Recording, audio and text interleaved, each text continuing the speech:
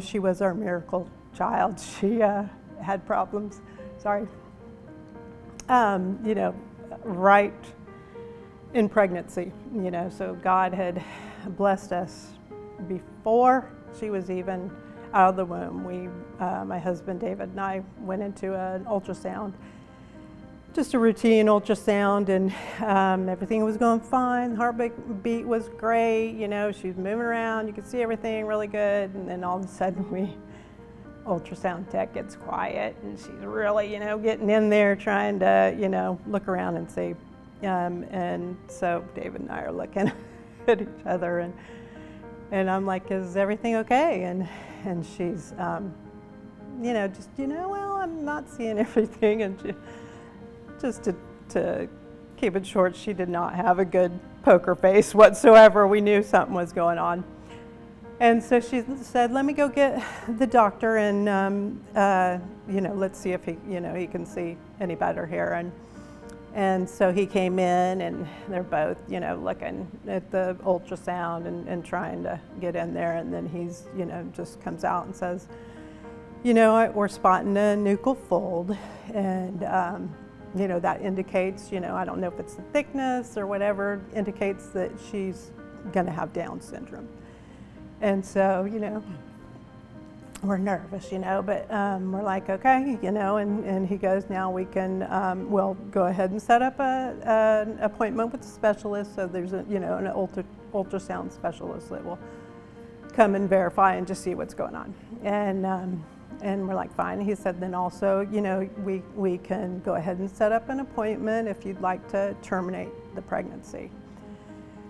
And I'm like, we don't need to think that. That's not going to happen. If she has Downs, she has Downs. It'll be fine. And that little girl was 10 pounds when she was born and got hung up in the birth canal and was not breathing when she came out.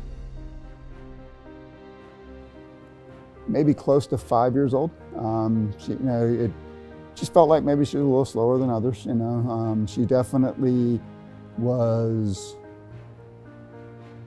more irritable than a lot of children, especially my first, child. Her patience level was much lower, but we did not put it together at that point. And then at around 5 years old, she had her first seizure. And that was the first time I really realized she was different, and I was scared. I lost it. I was very scared. And so that was the start of her problems. We ended up having a seizure disorder, mood disorder, mood swings, anger issues, ADHD, along with several other things. And so that's Devon's history, her story. A lot of just like any other kids with disabilities, they're going to doctor appointment after doctor appointment, specialist evaluations.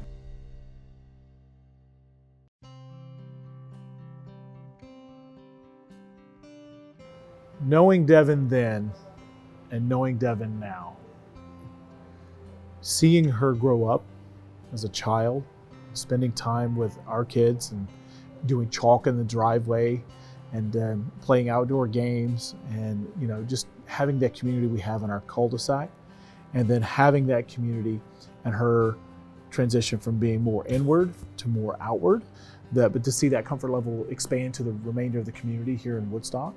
I think it's been a great growth for her. She wants to carry that conversation, and she wants us to know that we're loved and we're part of the community. So I think it's just been a great growth for her.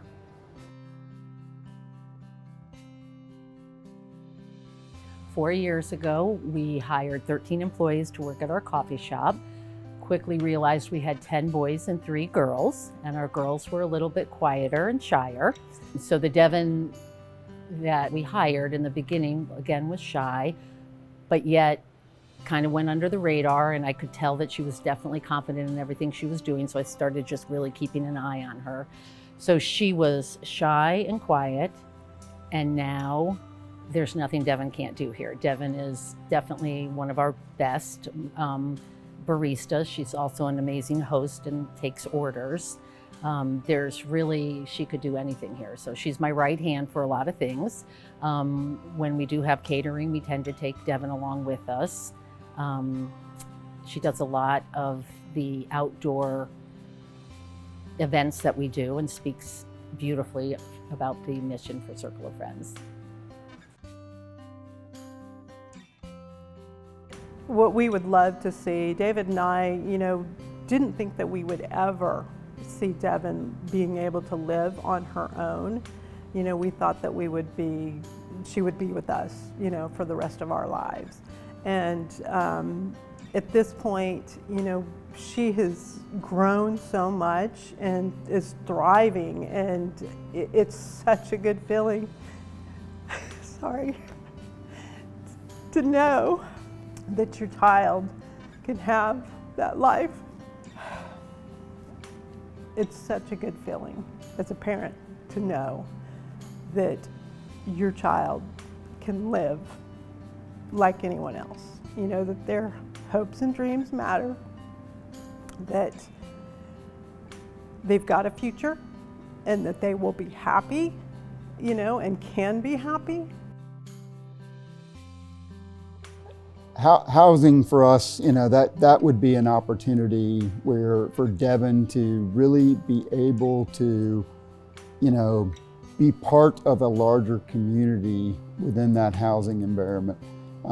It's one thing for her to live at home and we have a place here, but she's missing out on what she really loves. She's so social. She wants to be engaged with the other people.